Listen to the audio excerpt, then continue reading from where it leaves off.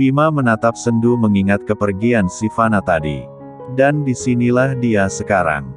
Di kamar Alia. Alia masih belum percaya kalau dirinya kini menjadi istrinya Bima. Bukan Vano. Padahal sejak seminggu yang lalu dia berharap menikah dengan Vano. Tapi kenyataannya sekarang malah menjadi istrinya Bima. Sahabat yang tidak pernah terbayang olehnya menjadi suaminya. Kenapa kamu mengorbankan dirimu untukku, Bim? Kamu tidak perlu melakukan semua ini untukku. Semua ini bukan main-main Bim. Aku tidak bisa membiarkanmu kecewa lagi karena Vano tidak datang saat pernikahan kalian, Al. Biar saja aku malu, Bim. Memang mungkin aku pantas mendapatkannya. Kalau sudah begini, bagaimana hubunganmu dengan Sivana? Sudahlah, Al. Aku akan melupakan dia. Sekarang kita suami istri, dan aku akan menjagamu. Kenapa kamu selalu berkorban untukku, Bim? Padahal ini salahku sendiri. Alia menangis, dia masih mengenakan kebaya putihnya. Dan untuk pertama kalinya Bima merengkuh Alia dalam pelukannya. Aku tidak mau melihatmu menderita, Al. Dulu waktu kita kecil aku selalu membuatmu menangis. Tapi setelah kita dewasa, aku menyayangimu sama seperti aku menyayangi Karina. Aku tidak mau melihatmu sedih. Apalagi dengan kondisimu seperti ini. Terima kasih, Bim. Bagaimana bisa aku membalas kebaikanmu? Bima, kalau aku sudah melahirkan nanti, kamu boleh menceraikanku. Aku ingin kamu bersama dengan Sivana. Aku juga ingin melihatmu bahagia. Sudahlah, Al. Pernikahan itu tidak untuk dipermainkan. Jangan bilang kata cerai lagi. Sudah jangan memangis lagi. Gantilah bajumu. Untuk sementara, aku tidur di bawah saja ya. Kamu tidur di atas. Iya Bim. Bima keluar dari kamar karena Alia akan berganti pakaian. Walau Bima tahu menikahi wanita yang pernah berzina hukumnya makruh atau sebaiknya tidak dilakukan, Bima melakukan itu karena sayangnya dia pada Alia. Meskipun dia belum bisa memberi nafkah batin pada Alia. Dia hanya ingin melindungi Alia dan janin yang ada dalam kandungannya. Mau kemana Bim? Arman menegur Bima saat Bima akan keluar dari rumah. Mau duduk di teras depan, Om. Bim, kamu ini sudah jadi menantu Om. Jadi mulai sekarang kamu panggil Om, Papa dan Tante Eva Mama ya. Iya, Pak. Bim, ada yang perlu Papa omongin sama kamu. Tentang apa Pak? Bima dan Arman duduk di tepian teras rumah Arman. Rumahnya kini sudah bersih. Orang tua Devano sudah mengurus semuanya. Mulai dari tenda dan catering. Lalu ada yang membersihkan saat selesai. Semua Fatih yang mengurusnya. Keluarga Arman hanya menyediakan tempat. Terima kasih kamu sudah mau berkorban untuk Alia. Papa tidak tahu harus membalas kebaikanmu dengan apa. Tapi hari ini kamu pun secara tidak langsung telah menyelamatkan kami semua dari omongan miring para kerabat dan tetangga. Tidak apa-apa Pak. Bima ikhlas. Bima hanya ingin melindungi Alia. Entah apa yang dipikirkan Devano. Lelaki itu benar-benar keterlaluan. Kenapa dia harus datang dan meminta cepat-cepat menikahi Alia kalau pada akhirnya tidak datang di hari pernikahan mereka? Sudahlah Pak. Tidak usah diungkit lagi tentang Devano. Sejak Alia bilang Devano mau menikahinya, aku sudah curiga. Tapi aku tidak mau merusak kebahagiaannya Alia. Bim, jujur Papa senang karena pada akhirnya kamu yang menikahi Alia.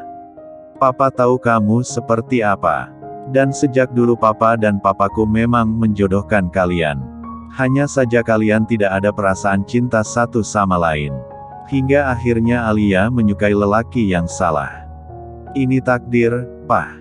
Sekali lagi terima kasih Bim. Fatih benar-benar murka saat sampai di rumah.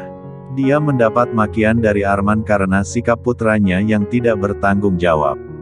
Pergi tanpa kabar dan membiarkan dia malu di acara sepenting itu. Dia menyesal karena telah memberikan separuh perusahaan sebelum hari pernikahan. Dia mengira Devano sungguh-sungguh dengan pernikahan ini. Tapi ternyata tidak. Sabar ya.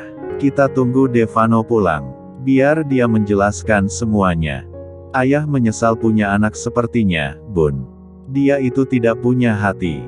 Bagaimana bisa dia melakukan semua ini pada kita? Ayah malu dengan keluarga Pak Arman, Bun. Fatih dan Arini belum sempat mengganti pakaian mereka. Fatih terlanjur marah dan ingin menanti anak laki-lakinya itu pulang. Sivana yang melihat kedua orang tuanya kecewa dengan sikap kakaknya memilih untuk menyendiri di kamar. Dia menumpahkan semua perasaan sesaknya sedari tadi. Melihat laki-laki yang dicintainya kini sudah menjadi milik orang dalam ikatan pernikahan merupakan hal yang sangat menyakitkan. Meski dia tidak tahu perasaan Bima padanya seperti apa, namun Sivana terlanjur mencintai Bima meski dalam diam. Dan kini harapannya untuk menjadi istri Bima, kandas sudah. Hik hik hik. Semua gara-gara kamu, Kak. Kenapa kamu lakukan semua ini padaku? Apa salahku sama kamu? Hingga kamu mengecewakan kami seperti ini. Sivana menangis seorang diri. Dia harus belajar untuk ikhlas menerima ketentuan Sang Pencipta. Semua terjadi begitu cepat, tanpa bisa dicegah. Sivana mengganti pakaiannya lalu mengambil air wudhu untuk menurunkan emosinya. Dia berharap bisa secepatnya melupakan Bima. Saat Fatih, Arini dan Sivana makan malam, tiba-tiba datanglah orang yang mereka tunggu-tunggu dari tadi. Lelaki yang sudah mengecewakan mereka semua hari ini. Fatih menghentikan makannya saat melihat Devano pulang. Dengan langkah cepat, Fatih menghampiri putra satu-satunya itu. Plak, plak, Fatih menamparkan Devano di pipi kanan dan kirinya. Dia ingin memukul lagi, tapi dicegah oleh Arini. Ayah tenang ya. Lepasin ayah Bun. Anak ini harus diberi pelajaran. Dia sudah membuat ayah malu hari ini. Ada apa sih? Iya. Anak baru pulang bukannya disuruh makan malah diinterogasi, ucap Devano tanpa rasa bersalah. Kamu ini Vano, keterlaluan kamu. Kamu sadar atau tidak sudah mengecewakan kami semua, ha? Tenang ya. Semua akan Vano jelasin. Tapi nanti ya nunggu Vano mandi dan makan dulu. Duduk Vano. Jangan harap kamu bisa mandi dan makan kalau kamu belum mengatakan pada kami, kemana kamu pergi. Dan kenapa kamu tidak datang ke acara pernikahanmu? Cepat jawab. Iya. Vano dengan terpaksa duduk tak berani menatap ayahnya yang menatapnya tajam. Cepat katakan, kemana kamu pergi? Tenang ya. Vano hanya pergi main sama temen. Lalu kenapa kamu tidak datang di acara pernikahanmu dan Alia? Devano berubah pikiran, iya. Vano masih belum ingin terikat dalam pernikahan. Kamu benar-benar gak punya otak, Vano. Kamu telah mempermalukan kami. Vano hanya bisa menunduk. Baginya tak ada yang perlu diucapkan pada kedua orang. Kak, kamu puaskan sekarang. Kamu puas karena telah menyakiti kami semua. Terutama aku adik perempuanmu. Kalian ini kenapa sih marah-marah terus sama aku? Bisa-bisanya kamu sesantai itu setelah semua yang kamu lakukan. Aku tidak peduli, sih. Aku masih ingin senang-senang. Plak. Keterlaluan kamu sih telah menamparkan aku. Ucap Fanny sambil mengusap-usap pipinya. Kamu sudah menghancurkan cintaku, Kak.